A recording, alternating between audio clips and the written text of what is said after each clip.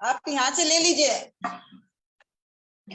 सब लोग अपने आप को पहले तो म्यूट कर लीजिए और राम राम सभी लोगों को। राम राम राम राम राम राम। तो आज हम लोग अरण्य कांड में हैं और हम लोग का डे है 74, यानी 74 डेज हो गए हम लोगों को।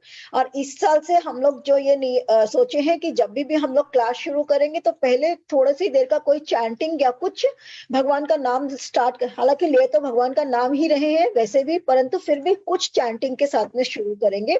तो आज का जो हमारा चैंटिंग है वो प्रतिभा मोदी जी के साथ में है। तो प्रतिभा जी।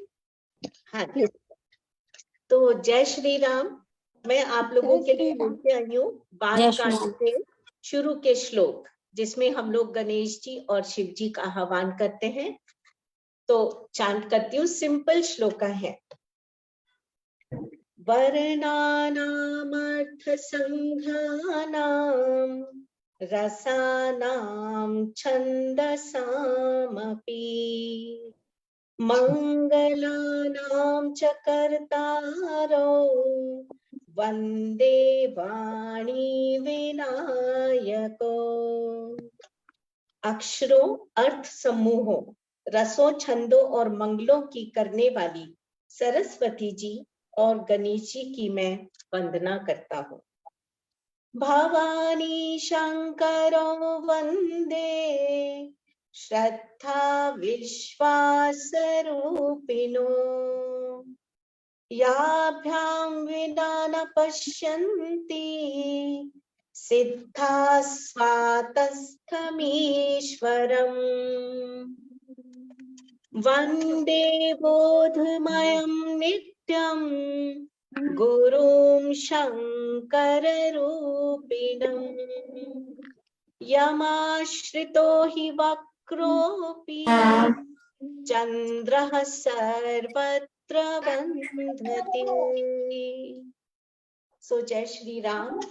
राम रामेति रामेति राम राम रामेति रामेति रमे रामे मनोरमे सहस्रनाम ततुल्यं राम नाम वरानने।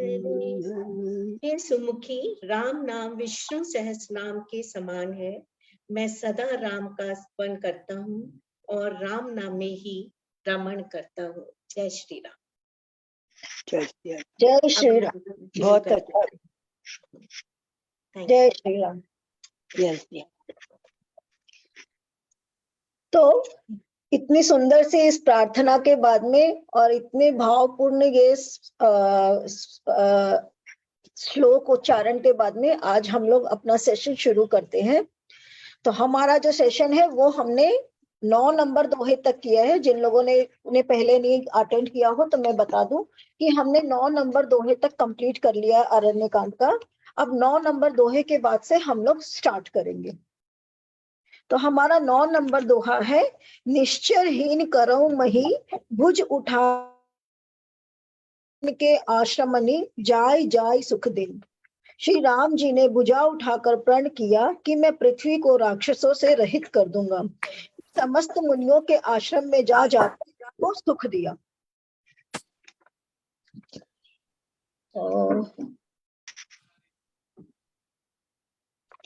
तो और फिर समस्त ऋषियों के आश्रम में जा जाकर उनको सुख दिया। तो उन्होंने प्रण लिया कि मैं जहां रहूंगा। क्यों उन्होंने प्रण लिया कि मैं जहां रहूंगा? वो तो तपस्या, वो तो क्या बोलते हैं, सन्यासी बनने के लिए उनको कहा गया था कि 14 वर्ष का वनवास और उनको सन्यासी की तरह रहना। परंतु उन्होंने कहा कि मैं जहां रहूंगा वहां राजा बन करके रहूंगा। तो इसलिए वो प्रण लेते हैं कि एज ए राजा मेरा कर्तव्य है कि मैं जो भी लोग दुखी हो उनका दुख दूर करूं। तो यहाँ जो सन्यासियों को दुख है उनका मैं दुख दूर करूंगा और इस राक्षस को, इस पृथ्वी को राक्षसों से विहीन कर दूंगा।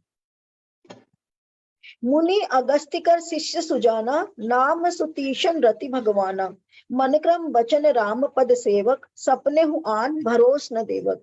मुनि अगस्त्य जी के एक सुतीक्ष्ण नामक सुजान शिष्य थे। उनकी भगवान में प्रीति थी। वे मन, वचन और कर्म से श्री राम जी के चरणों के सेवक थे। उन्हें स्वप्न में भी किसी दूसरे देवता का भरोसा नहीं था। प्रभु आगमनु श्रवण सुनि पावा, करत मनोरथ आतुर धावा। हे विधि दीन बंधु रघुराया, मोसे सठ पर करिहई दाया। उन्होंने जो ही प्रभु का आगमन कानों से सुन पाया, त्यों ही अनेक प्रकार के मनोरथ करते हुए वे आतुरता से दौड़ चले। हे विधाता, क्या दीन बंधु श्री रघुनाथ जी मुझ जैसे दुष्ट पर भी दया करेंगे? वो सुतीक्ष्ण है और वो मुनि है, फिर भी क्या सोच रहे हैं कि मुझ जैसे दुष्ट पर भी क्या वो दया करेंगे? क्यों? क्योंकि हम लोग ह्यूमन है, तो हमारे अंदर में वीकनेसेस पॉसिबल है, तो उनको रियलाइजेशन है कि उनके क्या वीकनेस है, तो इसलिए कह रहे हैं कि क्या वे मुझ जैसे दुष्ट पर दया करेंगे। सहित अनुज मोहि राम गोसाई, मिली है निज सेवक की नाई। मोरे जिये भरोस दृढ़ नाही, भगति बिरति न ज्ञान मन माही। क्या स्वामी श्री राम जी छोटे भाई लक्ष्मण जी सहित मुझसे अपने सेवक की तरह मिलेंगे?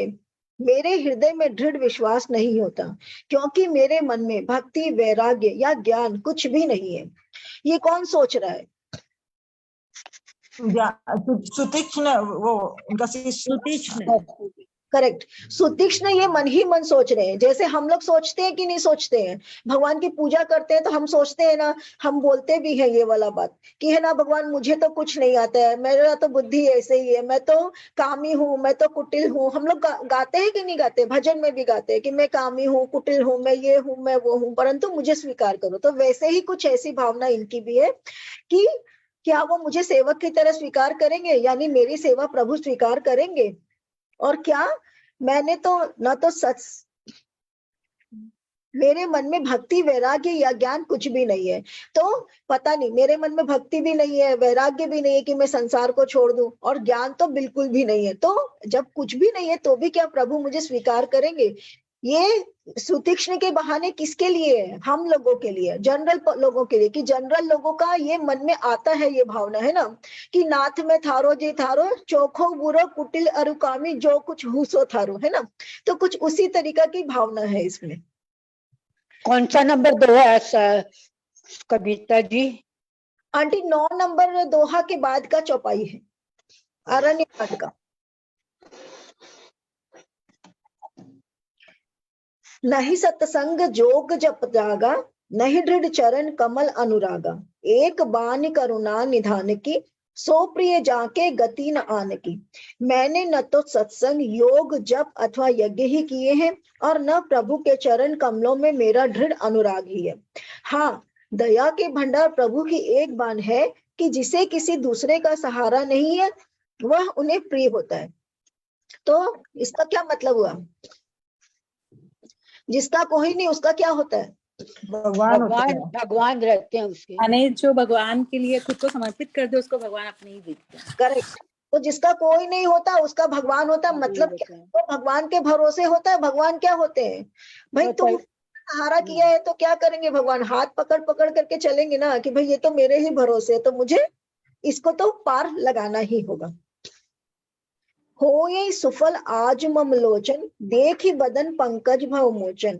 निर्भर प्रेम मगन मुनि ज्ञानी, कहे न जाय सो दशा भवानी। भगवान की इस बाण का स्मरण आते ही मुनि आनंद मग्न होकर मन ही मन कहने लगे, आहा, भाव बंधन से छुड़ाने वाले प्रभु के मुखार बिंद को देखकर आज मेरे नेत्र सफल होंगे। हे भवानी, ज्ञानी मुनि प्रेम में पूर्ण रूप से निमग्न है, उनकी वह दशा कही नहीं जाती। पहले उनको क्या हो रहा था? डाउट था कि प्रभु मुझे स्वीकार करेंगे या नहीं स्वीकार करेंगे, परंतु जब ये बात याद आई कि जो उनके भरोसे होता है उसको तो वो सहारा देते ही देते हैं, तो उनको अचानक से क्या हो गया? जोश आ गया कि हाँ, अब मैं जा सकता हूँ, क्योंकि मैं तो उनके ही भरोसे। दिसी अरु विदिसी पंथ नहीं सूझा, को मैं चलूं कहा नहीं भूजा। कबहुक फिरि पाछे पुनि जाई, कबहुक नृत्य करे गुन गाई। उन्हें दिशा, विदिशा और रास्ता कुछ भी नहीं सूझ रहा है। मैं कौन हूँ और कहाँ जा रहा हूँ यह भी नहीं जानते। वे कभी पीछे घूमकर फिर आगे चलने लगते और कभी गुण गा गा कर नाचने लगते।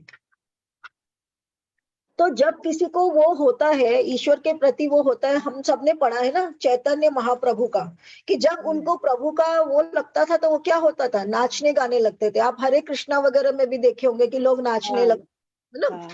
तो वैसे ही है, जब उनको भक्ति बहुत ज्यादा हो गई तो भक्ति के अविवेक में नाचते हुए जाने लगे।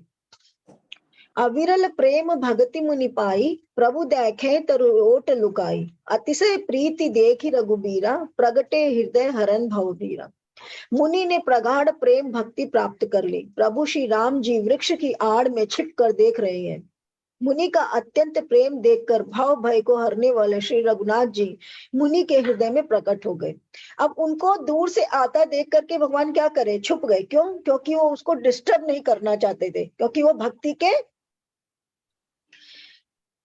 भक्ति में उन्मत्त हो रहे भाव में थे, भक्ति भाव में थे। जो भजनों पर नृत्य करते हैं उसमें और ये लोग जो नृत्य कर रहे हैं उसमें जमीन और आसमान का फर्क है। क्योंकि आजकल जो लोग भजनों पर और उस पर नृत्य करते हैं, they dance on the tune, music की ट्यून पर डांस करते हैं, वो म्यूजिक से आइडेंटिफाई करते हैं और म्यूजिक की ट्यून पर वो लोग भगवान का उसमें करते हैं। परंतु ये लोग अपना खुद का उसमें अपने ही भजनों को अपने ही मनन के हिसाब से वो लोग नाच रहे हैं। चाहे वो चैतन्य महाप्रभु, वो ढोलकी लेकर के अपना ही भजन गा रहे, अपना ही गा रहे, ठीक है ना, कोई म्यूजिक नहीं है, कुछ नहीं है। They are in the feeling, वो जो भाव है उस भाव में बह करके नृत्य कर रहे हैं।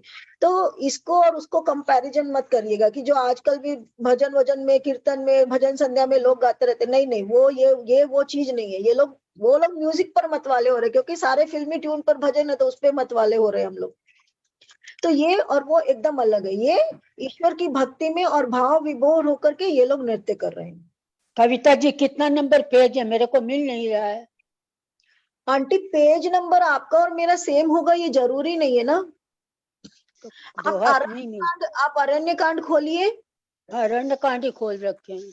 तो अरण्य कांड खोल करके अब आप क्या बोलते हैं, 9 नंबर दोहा देखिए। दोहा नंबर 9। दोहा नंबर 9 देखिए। देखते हैं। दोहा नंबर 9 देखिए। तो सारे 8-9 जो लिखे हो वही है क्या सारे? देखिए नहीं, दोहा अलग रहता है और चौपाई अलग रहती है। दोहा नहीं, दोहा पे चाहिए। दोहा जो 2-2 लाइन का होता है ना आंटी, उस पे चाहिए। हाँ दोहा जानते हैं लेकिन समझ में नहीं आ रहा। 9 पे चाहिए। 7, 8, 9, 10 ये सब दोहा है क्या? हाँ आंटी, 7, 8, 9 नहीं, एक लाइन से जो लिखा हुआ है 1, 2, 3 वो चौपाइयां हैं और दोहा अलग अलग आ रहा है आंटी। 9 नंबर दोहा है।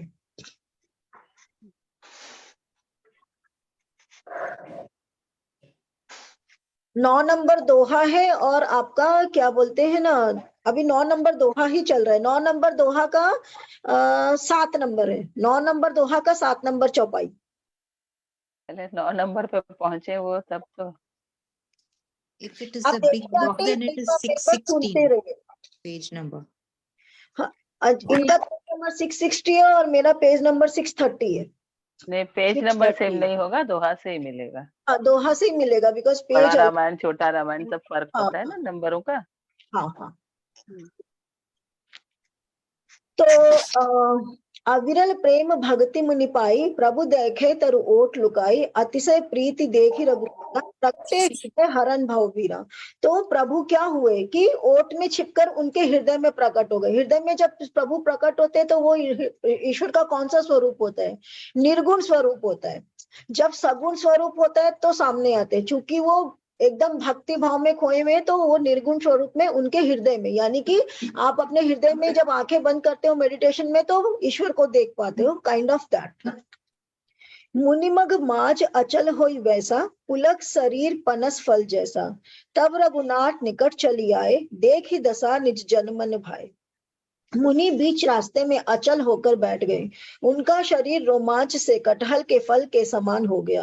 तब श्री रघुनाथ जी उनके पास चले आए और अपने भक्त की प्रेम दशा देखकर मन में बहुत प्रसन्न हुए। तो कटहल के समान उनका शरीर, कटहल फल के समान उनका शरीर कंटकित हो गया। यानी कि क्या, वो इतने प्रेम के अंदर में इतने बावले हो गए कि शरीर प्रेम से ही अकड़ गया। तब उनका ये हाल देख करके श्री रामचंद्र जी उनके पास आते हैं उनको सहलाने के लिए।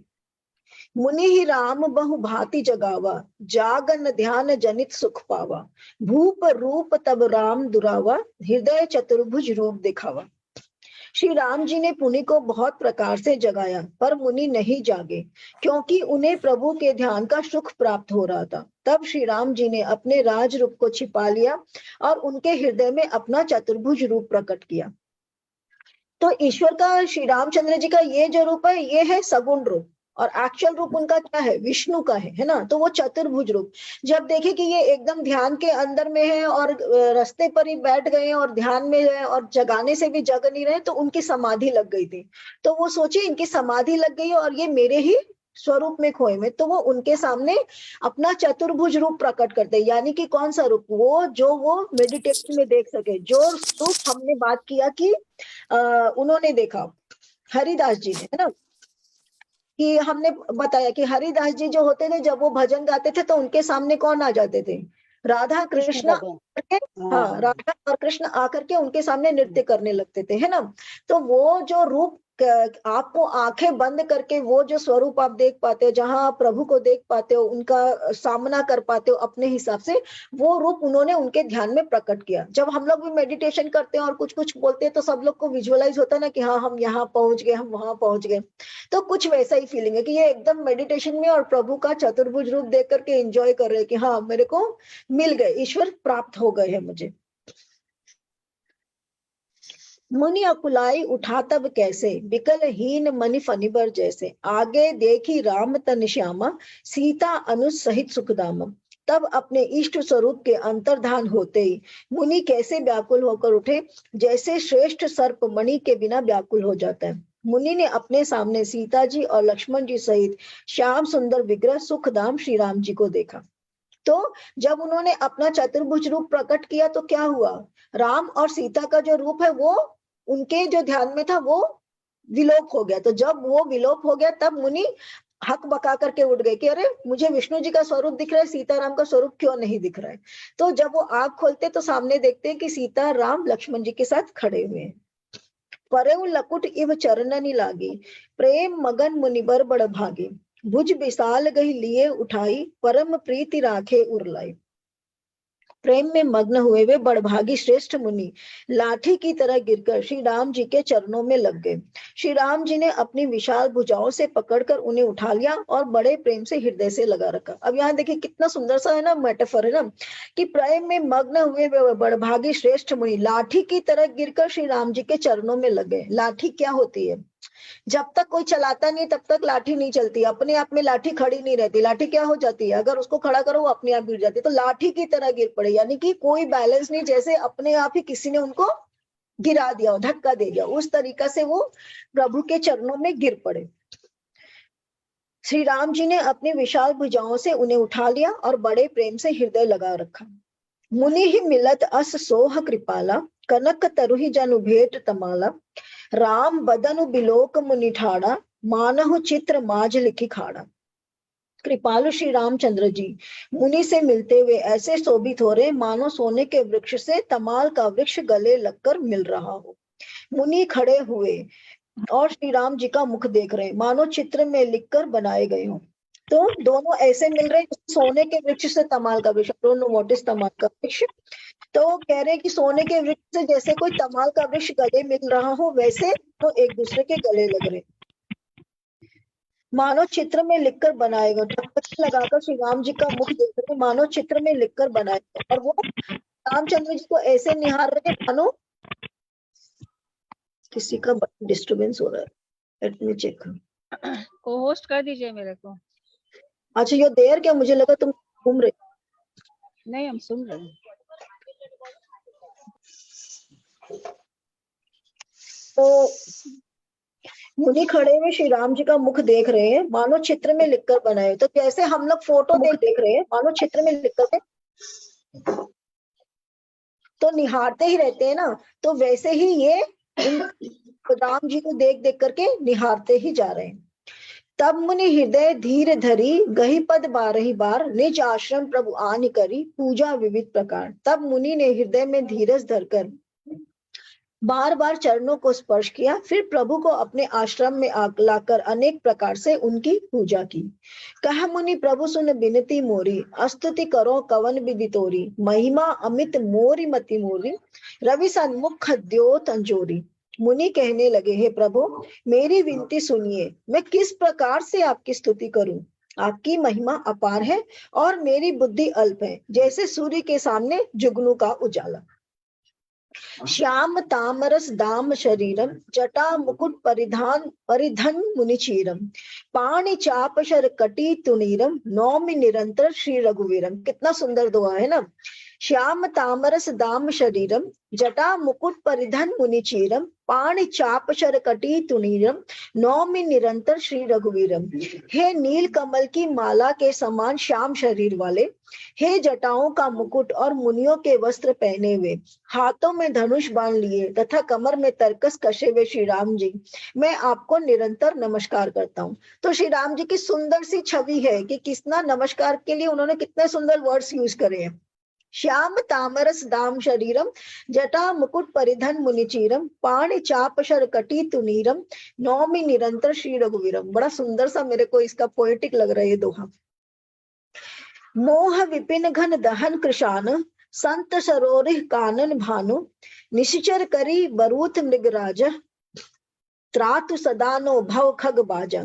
जो मोह रूपी घने वन को जलाने के लिए अग्नि है, संत रूपी कमल के वन को प्रफुल्लित करने के लिए सूर्य है, राक्षस रूपी हाथियों के समूह को पछाड़ने के लिए सिंह है और भव रूपी पक्षी के मारने के लिए बाज रूपे, वे प्रभु सदा हमारी रक्षा करें। तो कितनी सुंदर सुंदर यहाँ पे प्रभु की उन्होंने वो की है, क्या बोलते हैं, कंपैरिजन की। कंपैरिजन को क्या बोलेंगे?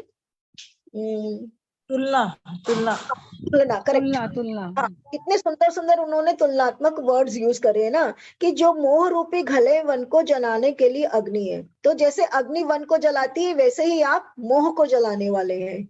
जैसे कमल सूर्य को देख करके प्रफुल्लित होता है, वैसे ही संत लोगों को प्रफुल्लित करने वाले आप हैं। और जैसे हाथियों को, हाथी का कितना बड़ा भी झुंड हो, सिंह को देखकर, लॉयन को देख करके वो सारे के सारे तितर बितर हो जाते हैं, तो वैसे ही राक्षस लोग भी हैं, वो हाथियों के समूह के बराबर है, जो श्री राम जी को देखकर तितर बितर हो जाएंगे। और भाव रूपी पक्षी के मारने के लिए बाज रूप है ना, तो पक्षियों को बाज मार देता है। तो वैसे ही हमारे को भाव से, यानी कि ये लाइफ एंड डेथ के साइकिल से जो हमको तार सकते हैं, वो श्री रामचंद्र जी हैं। तो वे प्रभु हमारी रक्षा करे। तो चार तरह की तुलना, इतनी सुंदर तुलना है ना। वो भाव कहाँ से आते तुलना करने के लिए ना, जब तक आपके भाव नहीं, वो भाव आएंगे ही नहीं।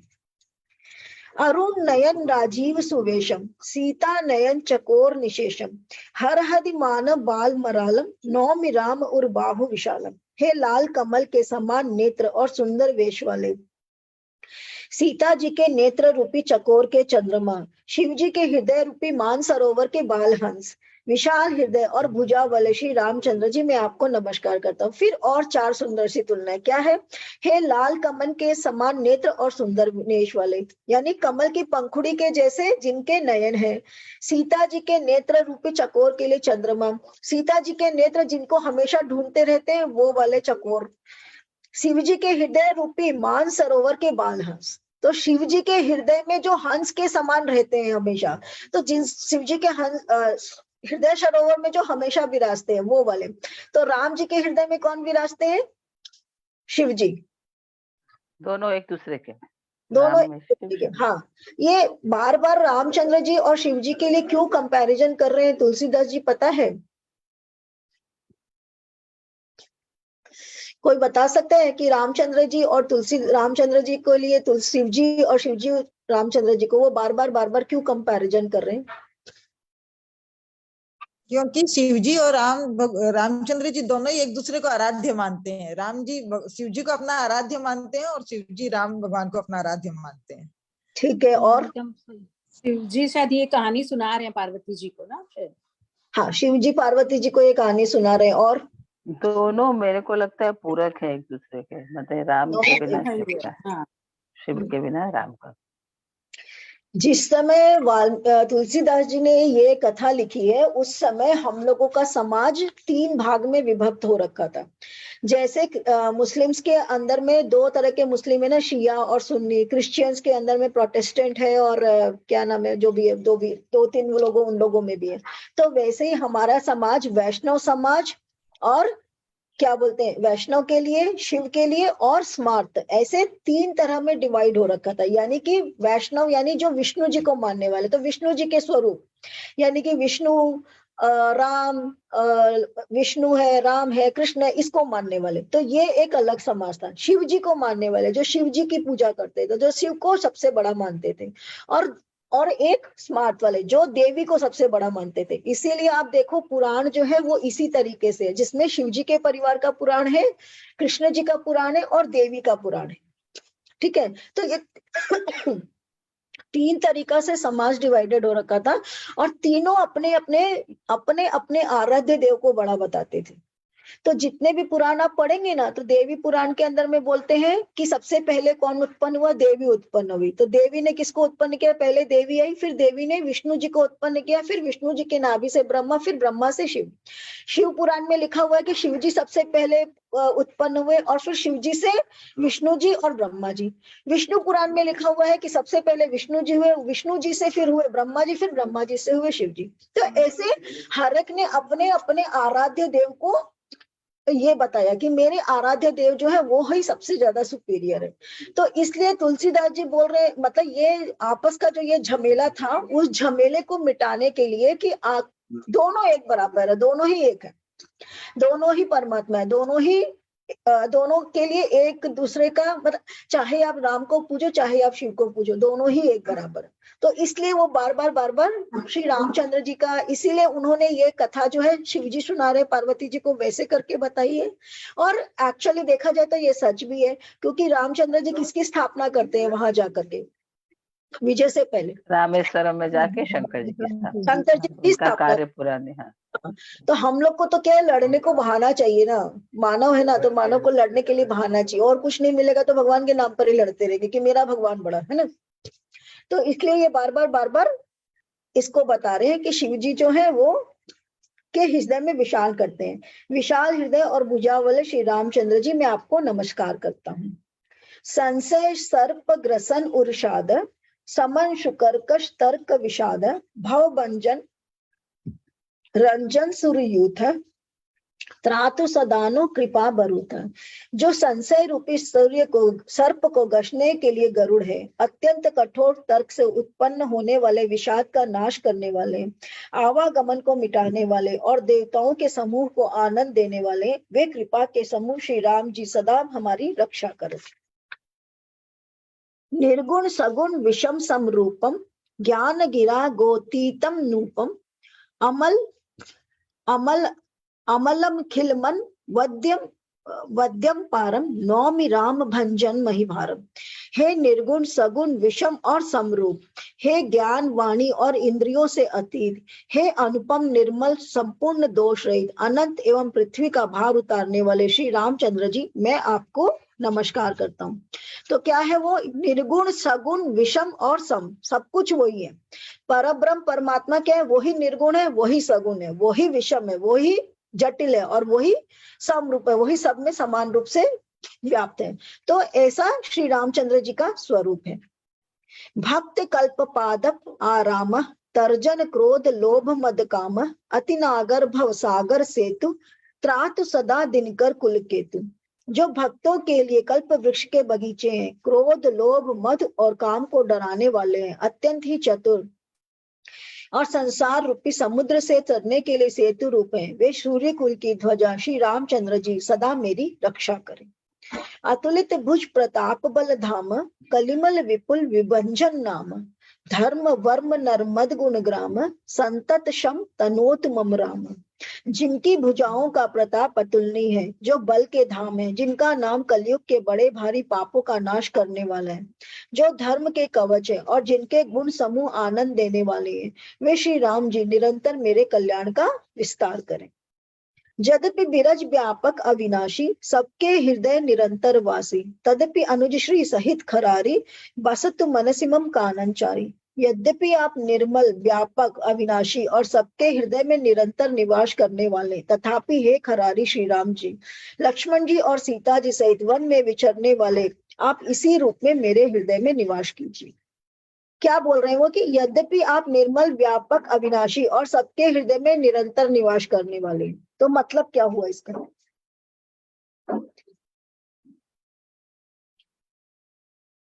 नाश नहीं हो सकता, सबके हृदय में हमेशा विराजमान। हाँ, पहले ब्रिजलता जी आप बोलिए। हाँ, मतलब आप सबके हृदय में हमेशा विराजमान रहते हैं और आपका अविनाशी, मतलब आपका कभी नाश नहीं हो सकता है। ठीक है, और बताइए रमा जी, आप क्या बोल रहे थे? वही मतलब जैसे अपन लोग बोलते हैं सभी चारों तरफ भगवान है हर जगह, मतलब वैसे वो सबके हृदय में रहते हैं। और है ना मतलब, और वो एकदम निर्मल, मतलब जिसको जो थोड़ा से भी से खुश हो जाते हैं, एकदम निर्मल मन वाले हैं वो। उनके मन में छल कपट कुछ भी नहीं है, और अब जिनका नाश नहीं हो सकता, अविनाशी है वो। ठीक है, और बताइए, कोई और कुछ बोलना चाहता है? रमा जी बोलिए, रमा अग्रवाल जी। जैसे आप कहीं भी रहे, किसी के यहाँ भी रहे, जैसे लेकिन मेरे यहाँ तो रहे ही रहे, मेरे हृदय में तो रहे ही रहे। ठीक है, और कुछ कोई और? मुझे लगता है सबके शरीर में जैसे आत्मा के रूप में रहते हैं ना प्रभु, तो वही बताना चाह रहे हैं कि सबके मन में, मतलब मैं निर्मल रूप में रहता हूँ। वो बोल रहे हैं कि आप निर्मल है, व्यापक, अविनाशी है और सबके हृदय में रहते हैं, लेकिन मेरे रूप में आप लक्ष्मण जी और सीता जी सहित आप मेरे हृदय में विराजमान रहिए। मतलब रूप उनको बता रहे हैं कि कौन रूप नहीं चाहिए, उनको एक वही मतलब छोटा सा उनका वैसा ही रूप चाहिए, व्यापक रूप। एक्चुअली जो रूप में बिल्कुल विश्वास सही। हो जाता है। तो आप लोग सब बिल्कुल सही है कि उनको वो स्वरूप चाहिए, हमको कोई और स्वरूप नहीं, यही स्वरूप चाहिए। मतलब क्या है, हम सबके हृदय में ईश्वर है, तो वो ईश्वर को क्या होगा, उस ईश्वर को हमको ढूंढना पड़ेगा, हमको खोजना पड़ेगा ना। हमारे शरीर में, आपके पास में सोने का एक बिस्किट है, उस सोने के बिस्किट का अगर आपको गहना पहनना तो तराशना किसको पड़ेगा? जौहरी आपको को। हाँ, आपको जौहरी को देकर के या कैसे भी उसको तराशना पड़ेगा ना। बिना तराशे बिना आपको गहना नहीं पहन पाओगे। तो वैसे ही आपके पास होते हुए भी वो चीज को आप अपने मन इच्छा के मुताबिक तभी पहन सकते हो जब वो तराशा जाए। तो वैसे ही प्रभु हमारे, हम सबके अंदर में ईश्वर है, तो परंतु हम सब ईश्वर को क्यों नहीं प्राप्त होते हैं? क्योंकि हम अपने अंदर के ईश्वर को तराशते नहीं है। तो जब तक हम अपने अंदर के ईश्वर को तराशेंगे नहीं, तब तक हम ईश्वर के पास कैसे पहुंचेंगे? सो ये है उसका डीपर मीनिंग कि हमको अपने, हम सबके अंदर में ईश्वर है, बोलते हैं ना सबके अंदर ईश्वर है, ईश्वर का अंश है हम लोग, तो हम सब ईश्वर है। परंतु सब हम सारे के सारे लोग आजकल बड़ी लूजली बोलते हैं अहम ब्रह्मास्मि, कि सबके अंदर ईश्वर है तो मेरे अंदर भी ब्रह्मा है। नहीं, हमारे अंदर ब्रह्मा नहीं हो सकता, हमने तराशा थोड़ी है उसको। जब तक हम उसको तराश नहीं लेंगे तब तक अहम ब्रह्मास्मि कहने के हम काबिल नहीं है।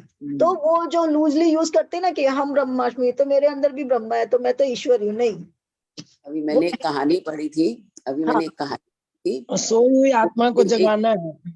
एक बड़े सेठ के ऊपर कैसे कैसे वो वृंदावन जाकर रहने लगे और उनको अपने गुरु से दीक्षा मांगते हैं। गुरु बोलते हैं अभी और रुको, अभी और दीक्षा नहीं मिलेगी, अभी तो अपने आप को और सुधारो।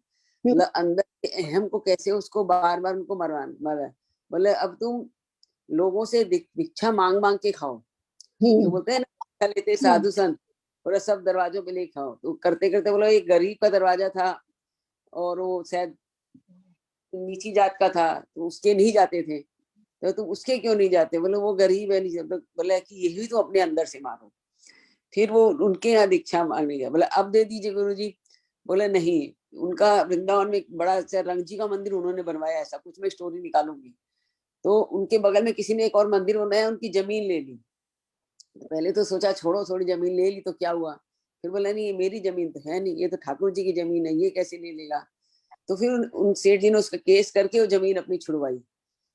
फिर अब उस सेठ के अंदर इनके प्रति द्वेष हो गया, अब इनका भी फाइट। बोला अभी दीक्षा दे दो। बोले अब तुम उनके घर जाके दीक्षा मांगो। बोला उनके घर जाके दीक्षा मांगो। बोला उनके घर जाके दीक्षा मांगो अब तुम। फिर वो उनके घर भिक्षा जाके मांगे, उसके बाद उनको उन्होंने दीक्षा दी। तो ये जो तराशना है अंदर का, बोलते जो अपने को अंदर से तराशे अपने, वो यही है तराशना। एग्जैक्टली। मतलब बहुत कठिन है किसी पर्सन लेकिन उसको जगाना है, गलत किया हो। ये डे टू डे बहुत बड़ी प्रैक्टिस है। बिल्कुल सही कहा ब्रिजलता, और आपने भी बिल्कुल सही कहा रेणु जी कि अपने को सोई हुई आत्मा को जगाना है, वही है एक्चुअल में तराशना। तो कैसे अपने आप को तराशेंगे तब हमको ईश्वर मिलेंगे। जे जानहि ते जानहु स्वामी, सगुण अगुण उर अंतर जामी, जो कौशलपति राजीव नैना, करो सुमराम हृदय मम ऐना।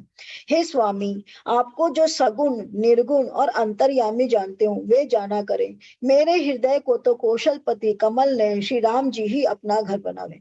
अब ये क्या कह रहे हैं? कह रहे हैं भाई कोई आपको कुछ भी समझे, लोग आपको चाहे चतुर्भुज समझे, लोग समझे कि आप त्रिकालदर्शी हो, लोग बोले भगवान हो, मुझे मतलब नहीं। मुझे तो सिर्फ इससे मतलब है कि आप सीता और राम का ये जो स्वरूप है, इसी रूप से मेरे हृदय में आप निवास करो। अस अभिमान जाई जनि भोरे, मैं सेवक रघुपति मति मोरे। देखिए कितनी सुंदर लाइन है ना ये वाली। अस अभिमान जाई जनि भोरे, मैं सेवक रघुपति पति मोरे, है ना। सुनी मुनि बचन राम मन भाए, बहुरी हर से मुनि बर उरलाए। ऐसा अभिमान भूल कर भी न छूटे कि मैं सेवक हूँ और श्री रघुनाथ जी मेरे स्वामी है। तो स्वामी, पति का मतलब स्वामी, तो किसी का भी स्वामी होगा तो वो किसी का भी पति है, नॉट सीता पति या रमापति, है ना। तो मैं सेवक रघुपति पति मोरे, तो रघुपति मेरे पति यानी कि रघुपति मेरे स्वामी। सुनी मुनि बचन राम मन भाए, बहुरी हरसि मुनि बर उरलाए। तब उन्होंने हर्षित होकर श्रेष्ठ मुनि को हृदय से लगा लिया। विच मुनि? श्रेष्ठ मुनि, सुतीक्ष्ण, है ना। सुतीक्ष्ण मुनि को उन्होंने हृदय से लगा लिया। परम प्रसन्न जाना मुनि मोही, जो बर मागहु देव सुतोही। मुनि का मैं बर कबहु न जाचा, समुझ न परई झूठ का साचा। हे मुनि मुझे प्रसन्न जानो, जो वर मांगो वही मैं तुम्हें देता हूँ। मुनि सुतीक्ष्ण ने कहा, मैंने तो वर कभी मांगा ही नहीं, मुझे समझ ही नहीं पड़ता कि क्या झूठ है और क्या सत्य है। तुम ही नीक लागे रघुराई, सो मोहि देहु दास रघुदा सुखदाई। अविरल भगति बिरति विज्ञाना, हो सकल गुण ज्ञान निधाना। हे रघुनाथ जी, हे दासों को सुख देने वाले, आपको जो अच्छा लगे मुझे वही दीजिए। तुम प्रगाढ़ भक्ति वैराग्य विज्ञान और समस्त गुण तथा ज्ञान के निधान हो जाओ। तो जब प्रभु बोलते हैं कि तुमको मैं वर देता हूँ, तो बोलते हैं मुझे तो मालूम ही नहीं कि मुझे क्या चाहिए, है ना। मुझे वर भी नहीं चाहिए, कुछ भी नहीं चाहिए, मुझे तो मालूम ही नहीं कि वर में मैं मांगू तो क्या मांगू। तो प्रभु उससे कहते हैं कि जब तुमको नहीं पता है तो मैं तुमको अपने आप देता हूँ। कहावत है ना कि जब हम मांगेंगे तो क्या करेंगे, थोड़ा ही मांगेंगे, और ईश्वर जब खुद से देंगे तो ज्यादा देंगे, है ना। तो वो खुद से ही उसको देते हैं। प्रगाढ़ भक्ति वैराग्य विज्ञान और समस्त गुणों तथा ज्ञान के निधान हो जाओ। प्रभु जो दीन सो बरु में पावा, अब सो देहु मोहि जो भावा। प्रभु ने जो वरदान दिया वह तो मैंने पा लिया, अब मुझे जो अच्छा लगता है वह दीजिए। अनुज जानकी सहित प्रभु, चाप बानधर राम, मम ही गगन इंदु इव, बसहु सदा निहि काम। हे प्रभु श्री राम जी, छोटे भाई लक्ष्मण जी और सीता जी सहित धनुष बाणधारी आप निष्काम होकर मेरे हृदय रूपी आकाश में चंद्रकमा की भांति सदा निवास कीजिए। एव मस्तु करी रमा निवासा, हर से चले कुंभज ऋषि पासा। बहुत दिवस गुरु दर्शन उपाए, भये मोहि यही आश्रम पाए। एवं मस्तु, ऐसा ही हो, ऐसा उच्चारण कर लक्ष्मी निवासी रामचंद्र जी हर्षित होकर अगस्त ऋषि के पास चले। गुरु अगस्त जी का दर्शन पाए और इस आश्रम में आए मुझे बहुत दिन हो गए। तब वो क्या कह रहे हैं, वो उसके बाद वहां से कहाँ चले जा रहे हैं अब अगस्त ऋषि के पास। तो सुतीक्ष्ण बोलते हैं कि मुझे भी गुरु का दर्शन पाए बहुत दिन हो गया है, तो मैं भी आपके साथ चलूंगा। अब प्रभु संग जाऊं गुरु पाही, तुम कह नाथ निहोरा नाई। देखी कृपा निधि मुनि चतुराई, लिए संग भीसे दो भाई। अब मैं भी प्रभु के साथ गुरु जी के पास चलता हूँ, इससे हे नाथ आप पर मेरा कोई एहसान नहीं है। मुनि की चतुरता देखकर कृपा के भंडार श्री राम जी ने उनको साथ ले लिया और दोनों भाई हंसने लगे। तो मुनि की चतुरता देख करके हंसने लगे। क्या चतुरता करी मुनि ने? जाने का, उनको जाने का किया ना। एक एक जन करके, रमा सरावगी जी आप बोलिए। मतलब उनके साथ जाने के लिए वो बोले ना कि हमको भी बहुत दिन हो गए उनका दर्शन किए, तो हम आपके साथ जाना, मतलब उनका साथ मिल जाएगा, भगवान का साथ उनको मिल जाएगा, इसलिए। एकदम सही, एकदम सही। कोई और सेम ही यही हम भी बोलने वाले थे, भगवान हाँ, का साथ और थोड़े समय के लिए मिल जाएगा। हाँ करेक्ट। तो भगवान का साथ थोड़े और दिनों के लिए मिल जाएगा, संग संग जाएंगे, तो इसलिए कहते हैं कि मैंने गुरु को देखा नहीं है। तो दिस वाज अ बहाना, है ना। तो वो बहाना को समझ करके राम और लक्ष्मण हंसने लगे। पंत कहत निज भगति अनूपा, मुनि आश्रम पहुँचे सुरभूपम। तुरत सुतीक्षण गुरु पहि गयऊँ, करी दंडवत कहस अर्थ भयऊँ। रास्ते में अपनी अनुपम भक्ति का वर्णन करते हुए देवताओं के राज राजेश्वर श्री राम जी अगस्त्य मुनि के आश्रम पर पहुंचे। सुतीक्ष्ण तुरंत ही गुरु अगस्त्य जी के पास गए और दंडवत करके ऐसा कहने लगे, नाथ कौशलाधीश कुमारा, आये मिलन जगत आधारा। राम अनुज समित बह देही, निशिदिन देव जपत हहु जेही। हे नाथ, अयोध्या के राजा दशरथ जी के कुमार जगदाधार श्री रामचंद्र जी छोटे भाई लक्ष्मण जी और सीता जी सहित आपसे मिलने आए, जिनका हे देव अब आप रात दिन जप करते रहते। सुनत अगस्त्य तुरत उठी धाये, हरि बिलो की लोचन जल छाए। मुनिपद कमल परे दो भाई, ऋषि अति प्रीति लिए उरलाई। यह सुनते ही अगस्त्य जी तुरंत ही उठ दौड़े। भगवान को देखते ही उनके नेत्रों में जल भर आया। दोनों भाई मुनि के चरण कमलों पर गिर पड़े। ऋषि ने बड़े प्रेम से उन्हें हृदय से लगा लिया। सादर कुशल पुछी मुनि ज्ञानी, आसन बर बैठारे आनी। मुनि करी बहु प्रकार प्रभु पूजा, मोहि सम भाग्यवंत नहीं दूजा। ज्ञानी मुनि ने आदर पूर्वक कुशल पूछकर उनको लाकर श्रेष्ठ आसन पर बैठाया। फिर बहुत प्रकार से प्रभु की पूजा करके कहा, मेरे समान भाग्यवान आज दूसरा कोई नहीं है। जहाँ लगी रहे अपर मुनि वृंदा, हर से शब्द बिलो की शुक कंदा। वहां जहां तक अन्य मुनिगण थे, सभी आनंद कंद श्री रामचंद्र जी के दर्शन करके सहित हो गए। तो ये कुछ खास है नहीं, अगस्त्य जी को मिलते हैं और वो उनका वेलकम करते हैं। मुनि समूह मह बैठे सन्मुख सबकी ओर, सरद इंद तन चितवत मनह निकार चकोर। मुनियों के समूह में श्री रामचंद्र जी सबकी ओर सन्मुख होकर बैठे हैं, अर्थात प्रत्येक मुनि को श्री राम जी अपने ही सामने मुख करके बैठे दिखाई देते हैं और सब मुनि टकटकी लगाए उनको मुख को देख रहे हैं। ऐसा जान पड़ता है मानो चकोर का समुदाय शरद पूर्णिमा के चंद्रमा की ओर देख रहा है। तब रघुबीर कहा मुनि पाई, तुम सन प्रभु दुराव कछुनाई। तुम जानहु जही कारण आयो, ताते तात न कही समुझायो। तब श्री राम जी ने मुनियों से कहा, हे प्रभु, आपसे तो कुछ छिपाव है नहीं। मैं जिस कारण से आया हूँ वो आप जानते हैं, इसीलिए हे तात मैंने आपसे समझाकर कुछ नहीं कहा। अब सो मंत्र देहु प्रभु मोहि, जय प्रकार मानव मुनि द्रोही। मुनि मुस्काने सुनी प्रभु बानी, पूछे नाथ मोहि का जानी। हे प्रभु, अब आप मुझे वही मंत्र दीजिए जिस प्रकार मैं मुनियों के द्रोही राक्षसों को मारूं। प्रभु की वाणी सुनकर मुनि मुस्कुराए और बोले, हे नाथ, आपने क्या समझकर मुझसे यह प्रश्न किया है। तुमरे भजन प्रभाव अघारी, जानो महिमा कछुक तुम्हारी। उमरि तरु विशाल तब माया, फल ब्रह्मांड अनेक निकाया। हे पापों का नाश करने वाले, मैं तो आप ही के भजन के प्रभाव से आपकी कुछ थोड़ी सी महिमा जानता हूँ। आपकी महिमा गूलर के विशाल वृक्ष के समान है, अनेकों ब्रह्मांडों के समूह ही जिसके फल है। जीव चराचर जंतु समाना, भीतर बसहि न जानहि आना। ते फल बच्चक कठिन कराला, तब भय डरत सदा सो काला। चर और अचर जीव जंतुओं के समान उनके भीतर बसते हैं और वे दूसरा कुछ नहीं जानते। उन फलों का भक्षण करने वाला कठिन और कराल काल है, वह काल भी सदा आपसे भयभीत रहता है। तो ये यहाँ किसको कंपैरिजन कर रहे हैं? रामचंद्र जी का कंपैरिजन कर रहे हैं। किसके साथ कर रहे हैं? गूलर के वृक्ष के समान कर रहे हैं। कह रहे हैं कि श्री रामचंद्र जी यानी कि प्रभु जो है उसकी महिमा गूलर के वृक्ष के समान है और अनेकों ब्रह्मांडों के समूह ही जिसका फल है। तो अनेकों ब्रह्मांडों के समूह यानी कि प्रभु जो है वो गूलर का वृक्ष यानी कि अंतरिक्ष, यानी कि ये पूरा का पूरा गैलेक्सी की तरह है और उसके अंदर में अनेक तरह के ब्रह्मांड है। उन्हीं अपने समस्त लोकपालों के स्वामी, चर और अचर जीव, चर और अचर मतलब लिविंग और नॉन लिविंग, करेक्ट, जड़ और चेतन, लिविंग और नॉन लिविंग, सब तरह के जीव इस ब्रह्मांड में बसते हैं और वे अपने उन छोटे से जगत के सिवा दूसरा कुछ नहीं जानते। तो जो जीव इसमें बसते हैं उनको क्या लगता है जो कुछ है बस ये हमारा जो ये संसार है बस यही सब कुछ है, इसके आगे कुछ नहीं है। उन फलों का भक्षण करने वाला कठिन और कलाल काल है, वह काल भी सदा आपसे भयभीत रहता है। और उस गूलर के वृक्ष का भक्षण करने वाला कौन है? काल है, यानी कि मृत्यु। तो इस ब्रह्मांड के अंदर में जितने भी चर और अचर जीव है उन सबको कौन भक्षण करता है? मृत्यु, यानी मृत्यु उन सबको खा जाती है। वह काल भी सदा आपसे भयभीत रहता है। मतलब जो जीव मृत्यु से भयभीत रहते हैं, वो मृत्यु किससे भयभीत रहती है? ईश्वर से डरती है, यानी कि यमराज, है ना।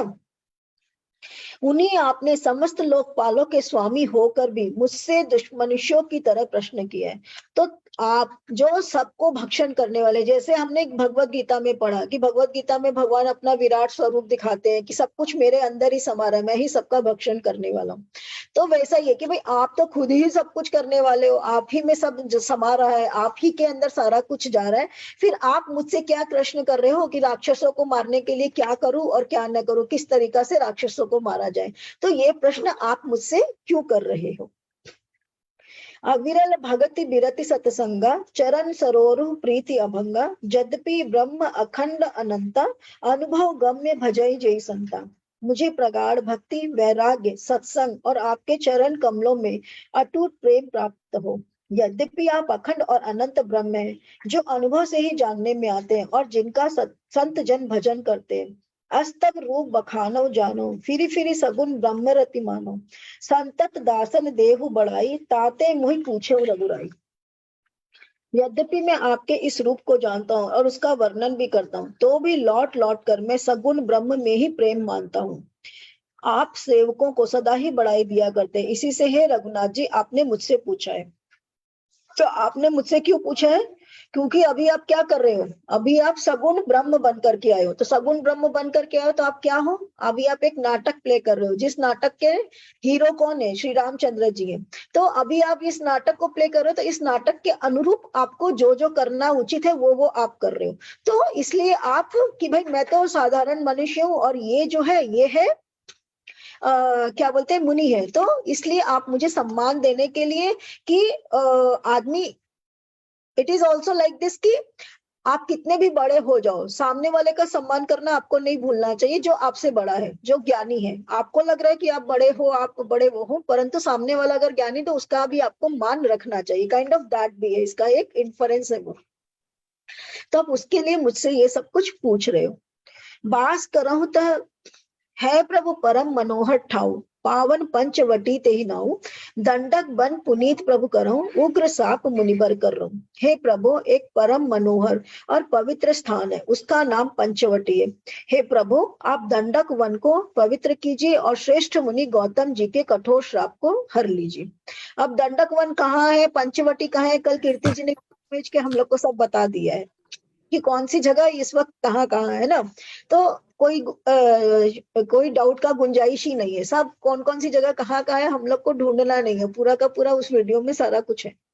तो दंडक वन को पवित्र कीजिए और श्रेष्ठ मुनि गौतम जी के कठोर शाप को हर लीजिए। बास करहु त रघुकुल रहया कीजिए सकल मुनिन पर दया चले राम मुनि आय सुपाई तुरंत ही पंचवटी नेराई। हे रघुकुल के स्वामी, आप सब मुनियों पर दया करके वही निवास कीजिए। मुनि की आज्ञा पाकर श्री रामचंद्र जी वहां से चल दिए और शीघ्र ही पंचवटी के निकट पहुंच गए। तो इसमें थोड़ा सा छोटा सा वर्णन है। उसके पहले ये जो यहाँ पर है, ये काफी दिनों तक श्री रामचंद्र जी घूमते रहते हैं, क्योंकि वन है तो गहन वन है और इसमें राक्षस वगैरह भी हैं, तो घूमते रहते हैं। और फिर उसके बाद में घूमते घूमते काफी टाइम तक घूमने के बाद में फिर ये पहुंचते, बिकॉज ये नॉर्थ से एकदम साउथ में आ गए, राइट क्योंकि यहाँ पर जब तक ये लोग चित्रकूट में थे, चित्रकूट वाज इन नॉर्थ और ये है एकदम कर्नाटका साउथ, तो यहाँ से लेकर के यहाँ तक आने में उनको महीनों का समय लग गया। तो ये लोग काफी घूमते आए। तो कर्नाटक में जंगल देखिए कितने हैं, पता है? हाँ, सफारी बहुत कितने अभी भी है। हाँ, तो बहुत सारे जंगलों का वर्णन है। तो ये यहाँ से इधर कर्नाटक तक आए हैं, तो उसमें काफी समय लगा है इन लोगों को। तो ये समय लेकर के आए हैं, परंतु इन्होंने एक दोहे में बता दिया है। तो काफी समय लेकर के ये लोग वहां पहुंचते हैं और धीरे धीरे करके ये लोग यहाँ पहुंचते हैं। ठीक है। गीध राज से भेंट भई बहुविधि प्रीति बढ़ाई गोदावरी निकट प्रभु रहे परन गृह छाई। वहां गिरिधराज जटायु से भेंट हुई, उनके साथ बहुत प्रकार से प्रेम बढ़ाकर प्रभु श्री रामचंद्र जी गोदावरी के समीप पर्ण कुटी छाकर रहने लगे। अब यहाँ पर क्या है कि यहाँ पर उससे भेंट हुई और कह देता है, वाल्मीकि रामायण में है कि जब गिरिधराज जटायु से भेंट होती है तो जटायु उनको बताता है कि वो उनके पिता दशरथ जी को भी जानता था और ये सब। अब ये जब पढ़ो तो अपने को मन में लगेगा कि क्या जो पक्षी है वो मनुष्य की बोली बोल रहे हैं, या श्री रामचंद्र जी है वो पक्षियों की भाषा समझते हैं। दोनों में से कुछ तो है। या तो श्री रामचंद्र जी पक्षियों की भाषा समझते थे, तो इसलिए उनको ये सारी बात समझ में आ रही थी, बिकॉज गिद्धराज इज ओनली ए पक्षी, he is not a human, ठीक है ना। तो वो एक पक्षी है, तो या तो श्री रामचंद्र जी को पक्षियों की भाषा आती थी और पक्षियों की भाषा समझ पाते थे, या पक्षी जो है वो ह्यूमन की तरह बोलते थे। दोनों ही पॉसिबिलिटी हो सकती है। तो गिद्धराज उनको बताते हैं कि मैं आपके पिता दशरथ जी को भी जानता था, उनके साथ में मेरी पुरानी प्रीति थी, तो अब आप जहां जहां चलोगे मैं साथ साथ आपके रहूंगा। तो सुतीक्ष्ण जो होता है वो उनकी कंपनी यहाँ पर खत्म हो जाती है जब वे अगस्त ऋषि के आश्रम पहुंचते हैं, और यहाँ से गिरिधराज जटायु जो वो उनके संग संग ही रहता है। इसीलिए जब वो रावण जब हरण करता है तो सबसे पहले उसको कौन रोकता है? जटायु रोकता है, क्योंकि जटायु वहां था, ही वॉज प्रेजेंट देयर। तो गिद्धराज जो जटायु है वो उनके संग संग ही जाता है, बोलता है कि मैं आपके साथ साथ अब चलूंगा, मैं आपके साथ साथ वहां रहूंगा जहां आप रहोगे, और राक्षसों के मारने में अगर मेरी जरूरत पड़ी तो मैं आपको हेल्प भी करूंगा। तो वो उनके संग संग ही जाता है पंचवटी तक। तो यहाँ से वो उनके संग संग कंटिन्यू रहता है।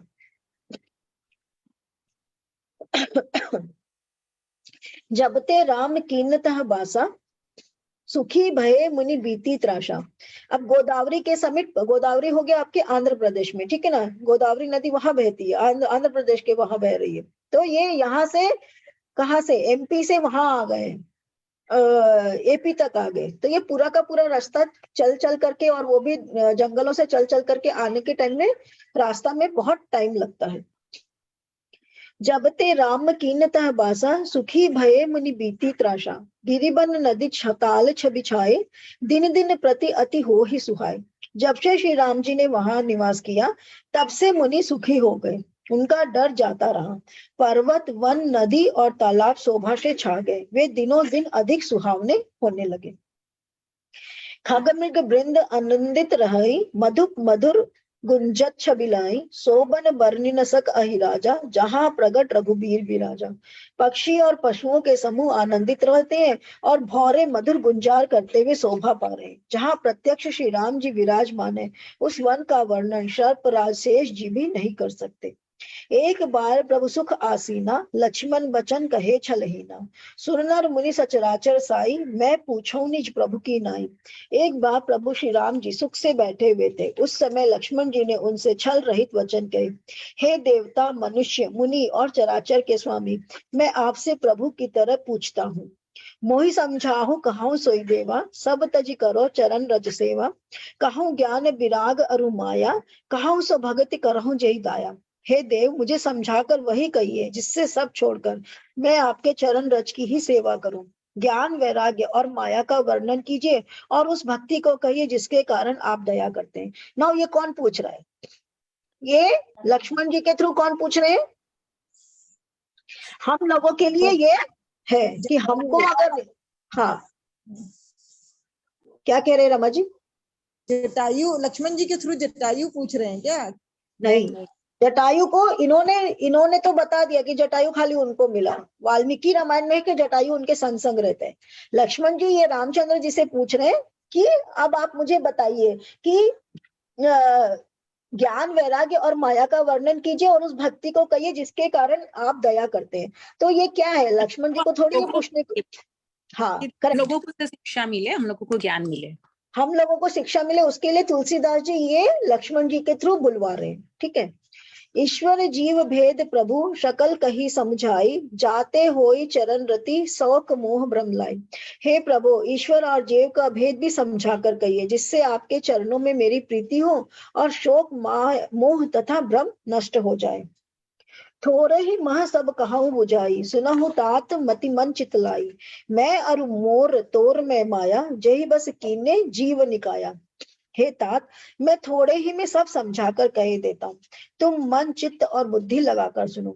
मन चित्त और बुद्धि तीनों अलग अलग चीजें। हम लोग तीनों को क्या करते हैं? कम से कम मन और चित्त को तो मिला ही देते हैं, है ना। मन चित्त और बुद्धि ये तीनों अलग अलग चीज है। तो it is more like consciousness से रिलेटेड है। तो ठीक है, बुद्धि वो है जो हमारी ऊपरी बुद्धि है, जो हमको ये शिक्षा देती है कि क्या सही है क्या गलत। विजुअलाइज करती है। अगर आप मन में कोई विचार आपके आएगा ना, तो बुद्धि उसको चलाने लग जाती है। हाँ, बुद्धि वो है जो आपको ये करना सिखाती है कि क्या सही है और क्या गलत है, वो आपको बोल रही है। जैसे मान लीजिए कि आपको मालूम है कि ये करना गलत होगा, परंतु मन क्या कहता है, नहीं भैया कर लो, छोड़ा, देखा जाएगा, जो होगा देखा जाए। सो दैट इज मन। बुद्धि क्या है? बुद्धि आपका सोचने और समझने का, सही और गलत करने का तरीका है, दैट इज बुद्धि, है ना। तो जिसको आपकी बुद्धि वो है जिसको ये पावर है। और मन क्या है? मन है चंचल। मन को पता है, मन सही है गलत जानते हुए भी गलत की तरफ भाग सकता है, भटकाता रहता है। हाँ, बुद्धि एनालिसिस करती है उसको, हाँ। क्या सही है। बुद्धि इज प्रैक्टिकल माइंड एंड मन इज आपका इमोशनल माइंड। और चित्त वो है जो आपका सबकॉन्शियस में, वो आपका सब कॉन्शियसनेस है, वो आपका कॉन्शियस नहीं है, वो आपका सब कॉन्शियस है, वो आपका चित्त है। आपका सब कॉन्शियस, आपका चित्त को सब कुछ पता है ना। तो वो जो चित्त है वो सब कॉन्शियस माइंड है जो आपको इस सब चीजों के लिए गाइड करता है। तो मन, चित्त और बुद्धि, इसीलिए वो कह रहे कि तुम अपना सब कॉन्शियस माइंड, कॉन्शियस माइंड और अपना ब्रेन, तीनों को यूज करो, है ना। तो मन जो है वो कॉन्शियस माइंड है, मन जो है वो कॉन्शियस माइंड है, और बुद्धि जो है वो आपका क्या बोलते हैं, हाँ, वो पॉइंट है। और चित्त जो है वो आपका अनकॉन्शियस माइंड है। तो तीनों को लगाकर सुनो। मैं और मेरा, तू और तेरा, यही माया है जिससे समस्त जीवों को वश में कर रखा है। तो मैं और मेरा, तू और तेरा, यही माया है जिसने समस्त जीवों को वश में कर रखा है। तो जब ये भेद खत्म हो जाएगा तो उसके बाद में सब कुछ खत्म हो जाएगा। तो उसके बाद में इंसान ईश्वर को रीच कर सकता है। तो मैं और मेरा यानी कि अहम, ईगो, ये जो है ये इंसान को सबसे ज्यादा दिक्कत करती है। ओ गोचर जह लगी मन लाई, सो सब माया जाने भाई, तेहि कर भेद सुनहु तुम सो, विद्या अपर अविद्या दो। इंद्रियों के विषय को और जहां तक मन जाता है, हे भाई, उन सबको माया जानना। उसके भी एक विद्या और दूसरी अविद्या, इन दोनों भेदों को तुम सुनो। इंद्रियों का विषय को और जहां तक मन जाता है, हे भाई, उन सबको माया जानना। तो इंद्रियों के विषय को यानी कि हम लोगों के डिजायर, तो डिजायर हम लोगों को जहां तक लेकर के जाती है, दैट इज हमारा मन। और इसके भी एक विद्या और दूसरी अविद्या, इन दोनों भेदों को तुम सुनो। एक दुष्ट अतिशय दुख रूपा, जा बस जीव पराभव कूपा। एक रचई जग गुण बस जाके, प्रभु प्रेरित नहीं निज बल ताके। एक अविद्या दुष्ट है और अत्यंत दूर है, जिसके वश होकर जीव संसार रूपी कीड़े में पड़ा रहता है। और एक विद्या जिसके वश में गुण है और जो जगत की रचना करती है, वह प्रभु से ही प्रेरित होती है, उसके अपना बल कुछ भी नहीं है। तो अविद्या यानी कि इग्नोरेंस, यानी कि जानते ही नहीं कि क्या करना चाहिए, क्या सही है और क्या गलत है। तो जब इंसान को कोई नॉलेज ही नहीं है, कोई तो इग्नोरेंस होता है, तो वो क्या करता है, वो हमेशा जीव रूपी संसार रूपी कुएं में पड़ा रहता है। तो यहाँ इग्नोरेंस का मतलब ये नहीं है कि आपको किताबी ज्ञान नहीं है। इग्नोरेंस का मतलब ये है यहाँ पर जब आपको ये नहीं पता है कि आपको ईश्वर से कैसे मिलना है, दैट इज इग्नोरेंस।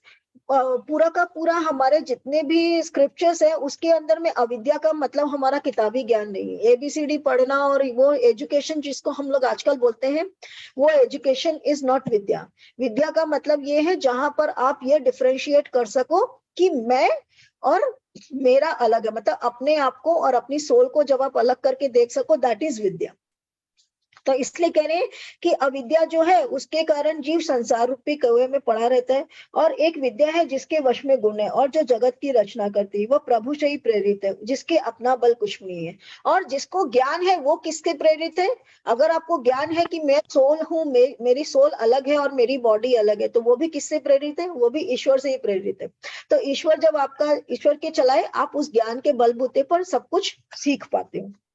ज्ञान मान जह एको नाई, देख ब्रह्म समान सब माई। कहीं तात सो परम विरागी, त्रिन सम सिद्धि तीन गुण त्यागी।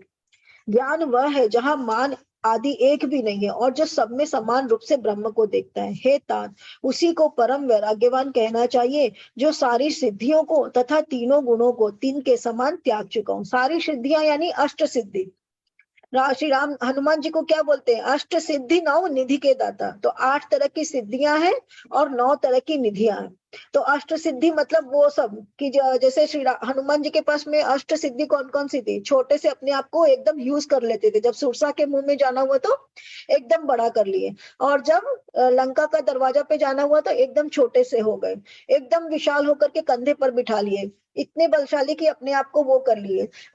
छुपाना हुआ तो अपने आप को पेड़ के अंदर में रंग बदल करके पेड़ के अंदर में छुपा लिए। You know all these are called vidya. 1 minute के अंदर में यहाँ से वहां पहुंच गए, अंतर्धान हो जाना, किसी को दिखाई नहीं देना, किसी के अंदर में प्रवेश कर जाना, ये सारी की सारी 8 तरह की सिद्धि है। तो अष्ट सिद्धि 9 निधि, और 9 तरह की विधि, निधि यानी कि 9 तरह का खजाना। तो वो अलग अलग चीजें हैं, वो एक दिन मैं बताऊंगी अष्ट सिद्धि और 9 निधि टोटल कौन कौन सी है। तो एक दिन नहीं, नेक्स्ट क्लास में ही बताऊंगी, एक दिन के चक्कर में लटक जाएगा। तो नेक्स्ट क्लास में ही बताएंगे कि अष्ट सिद्धि और 9 निधि कौन कौन सी है। तो अष्ट सिद्धियां और 9 निधि को जो त्याग देता है और जो सब में समान रूप से ब्रह्म को देखता है, उसी को वैराग्यवान समझना चाहिए। माया ईश न आप कहू, जान कही सो जीव, बंध मोक्ष पद प्रद सर्व पर, माया प्रेरक शिव। जो माया को, ईश्वर को और अपने स्वरूप को नहीं जानता, उसे जीव कहना चाहिए, और जो बंधन और मोक्ष देने वाला सबसे परे और माया का प्रेरक है वह ईश्वर है। तो जो माया को, ईश्वर को और अपने स्वरूप को नहीं जानता, अपने स्वरूप को नहीं जानता मतलब आप जानते हो कि मैं कीर्ति हूँ, आप जानते हो कि मैं रमा हूँ, आप जानते हो कि मैं उर्मिला हूँ, but this is not your स्वरूप। हमारा स्वरूप क्या है? हमारा स्वरूप है हमारे अंदर वाली आत्मा, क्योंकि ये तो हमारा एक बॉडी है, इसको छोड़ करके हम दूसरे बॉडी में प्रवेश मैकेनिकल है, बॉडी मैकेनिकल है ना, काम करने के लिए मिला है आपको बॉडी।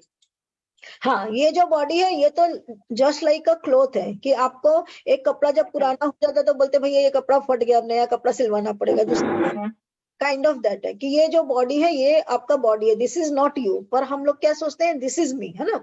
तो वही कह रहे हैं कि जो माया को, ईश्वर को और अपने स्वरूप को नहीं जानता, उसे जीव कहना चाहिए। जो ये सब बंधनों में फंसा है वो जीव है, और जो बंधन और मोक्ष जो सबसे परे और माया का प्रेरक है वो ईश्वर है। और जो ये सब चीजों को चलाता है, जो ये सारी चीजों को उत्पन्न करता है, क्रिएट करता है, डिस्ट्रॉय करता है, वो ईश्वर है। धर्म ते बिरति जोग ते ज्ञान, ज्ञान मोक्ष पद वेद बखाना। क्या हो गया? 1 बज रहा, आप देखो। ओह सॉरी, ठीक है। तो हम लोग आज 15 नंबर दोहा तक करेंगे। तो हमने 9 से 15 6 दोहा आज कंप्लीट कर लिया है। तो जो माया को, ईश्वर को और अपने स्वरूप को नहीं जानता, उसे जीव कहना चाहिए। तो आज हम लोग यहीं तक करते हैं और अगला क्लास में हम इसको लेंगे। ये थोड़ा थोड़ा टेक्निकल है जो हम लोग का भगवत गीता से रिलेटेड है। तो भगवत गीता को एकदम शॉर्ट में छोटा सा करके यहाँ तुलसीदास जी बता रहे हैं कि क्या एक्चुअली में ईश्वर सभी रिलेटेड है, सबके वे अलग। मतलब जानना, आत्मा को जानने का जो रास्ता है, हाँ, ज्ञान बताया। वैराग्य की बातें थी आज, ज्ञान भक्ति की बातें आज बहुत। हाँ, थोड़ा सा ज्ञान और भक्ति की बात अभी है, बाद में खर दूषण और वो सब जब आ जाएंगे तब वो खत्म हो जाएगा। अभी थोड़ा सा है इसके अंदर में। मोटा मोटी यही है कि ईश्वर को पाने का 3 ही रास्ता है, या तो ज्ञान योग, या भक्ति योग, या फिर आपके कर्म योग। बस 3 ही रास्ते हैं, चौथा रास्ता ही नहीं है।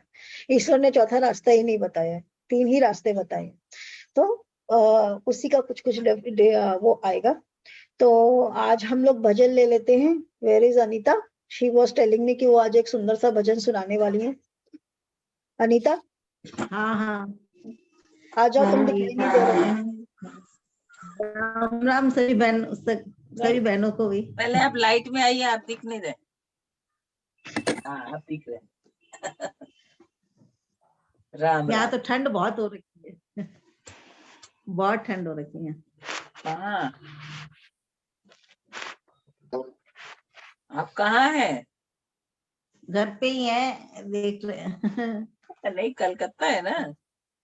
हाँ, नहीं बिहार, भागलपुर। हाँ बाबा, बिहार में तो भयंकर भागलपुर ठंड। में।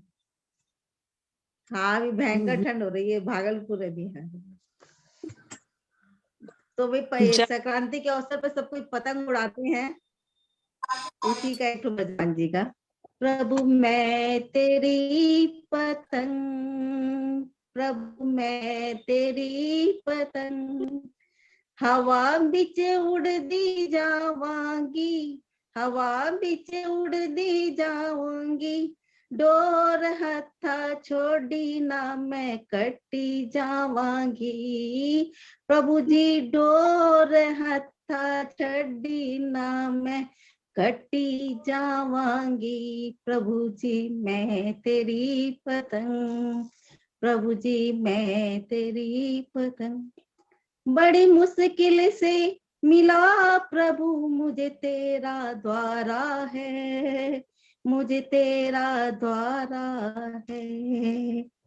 मैनू इको तेरा आसरा, मैंने तेरा ही सहारा है, नले तेरा ही सहारा है। मैं तेरे ही भरोसे, मैं तेरे ही भरोसे, हवा बिच उड़दी जावांगी, हवा बिच उड़दी जावांगी। डोर हथा छड़ी ना मैं कटी जावांगी। प्रभु जी डोर हथा छड़ी ना मैं कटी जावांगी। प्रभु जी मैं तेरी पतंग, प्रभु जी मैं तेरी पतंग। अपने चरण कमल में रखना, मुझे दूर हटावी ना, मुझे दूर हटावी ना। इस झूठे जग दे अंदर मेरा पेचा लाई ना, मेरा पेचा लाई ना। इस झूठे जग दे अंदर मेरा पेचा लाई ना, मेरा पेचा लाई ना। पर जो मैं कट गई, प्रभु जी जो मैं कट गई, फिर मैं लूटी जावांगी, फिर मैं लूटी जावांगी। डोर हथा छड़ी ना मैं कटी जावांगी। प्रभु जी डोर हथा छड़ी ना मैं कटी जावांगी। प्रभु जी मैं तेरी पतंग। अज सब कुछ भूल आई, मैं तेरे द्वार दा, मैं तेरे द्वार दा। अज सब कुछ भूल आई, प्रभु तेरे द्वार दा, प्रभु तेरे द्वार दा। हाथ रख दे एक बारी मेरे सिर पर प्यार दा, मेरे सर पर प्यार दा। फिर जन्म जन्म के फेरे, फिर जन्म जन्म के फेरे से मैं बची जावांगी, मैं बची जावांगी। प्रभु डोर हथा छड़ी ना मैं कटी जावांगी। प्रभु जी डोर हथा छड़ी ना मैं कटी जावांगी। प्रभु जी मैं तेरी पतंग, प्रभु जी मैं तेरी। हवा बिच उड़दी जावांगी, हवा बिच उड़दी जावांगी। डोर हथा छड़ी ना मैं कटी जावांगी। प्रभु जी डोर हथा छड़ी ना मैं कटी जावांगी। राम राम। बहुत सुंदर भजन है, बहुत ज्यादा सुंदर लगा। हाँ ये बहुत ज्यादा ही सुंदर है। हाँ, एकदम पतंग। और कल संक्रांति पे छुड़ाते हैं ना लोग पतंग। हाँ बहुत सुंदर गाया अनीता जी, बहुत अच्छा लगा। हाँ ये भजन ही बहुत सुंदर है, अपने आप में भजन बहुत सुंदर, बहुत अच्छा लगा। सुंदर है। हाँ हमारे मंदिर में एक से एक होता रहता है। अभी तो एक तो ठंड के ऊपर आया भजन, एक लेडीज गाई है, वो भी बहुत सुंदर। गजाई के अंदर भगवान ये वो सुनाइए हम लोग। एक तो ठंड के बहुत ही सुंदर भजन है वो भी।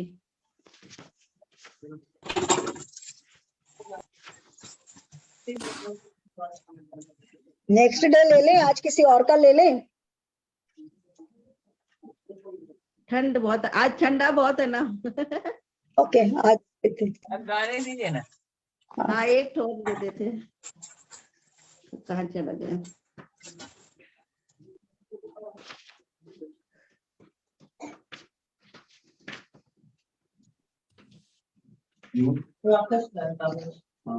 देखिए पुराने भजन की राग पे ही है।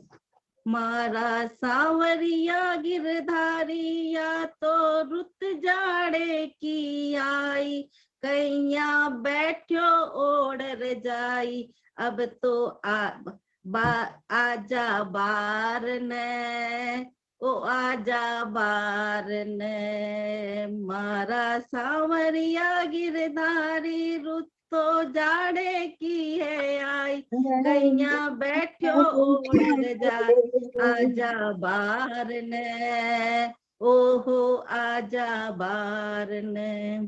गंगा जल से स्नान कराऊं, स्वेटर ऊन की थान पहनाऊं, कुमकुम तिलक में थार लगाऊं, आजा बार ने, ओहो आजा बार ने। थान पाटो लेकर बिठाऊं, ऊपर मखमल की गादी बिछाऊं, कुमकुम के थान पाटो लेकर बिठाऊं, मखमल गादी भी बिछाऊं, थारे चरणन धोकर पी जाऊं, आजा बार ने, ओहो आजा बार ने। दूध सुरही गाय को लाई, गाड़ी गाड़ी खीर बनाई, भी मैं केसर खूब मिलाई, आजा बार ने, ओहो आजा बार ने। हलवो गाजर को बनाई, भी मैं मेवो खूब मिलाई, अब तो रुच रुच भोग लगाओ, आजा बार ने, ओहो आजा बार ने। मारो सांवरिया गिरधारी रुत तो जाड़े की है आई, कैया बैठो ओढ़ रजाई, आजा बार ने, ओहो आजा बार ने। थारी सखियां करे मनुहार, थे तो जीमो आकर बार, थारा चरण पखारा, आज आजा बार ने, ओहो आजा बार ने, ओ आजा बार ने, ओहो आजा बार ने। बहुत ठंडा बहुत सुंदर, बहुत सुंदर, अच्छा लगा। बाहर आने तो द्वारकाधीश फिर बोलती है गंगा आए तो बेचारे बाहर कैसे आए। गंगा जल को सुसुम जल से पहना देंगे। फिर बोलते हैं बाहर आओ चंदन लगाएंगे, चंदन से भी तो ठंड लगेगी कैसे।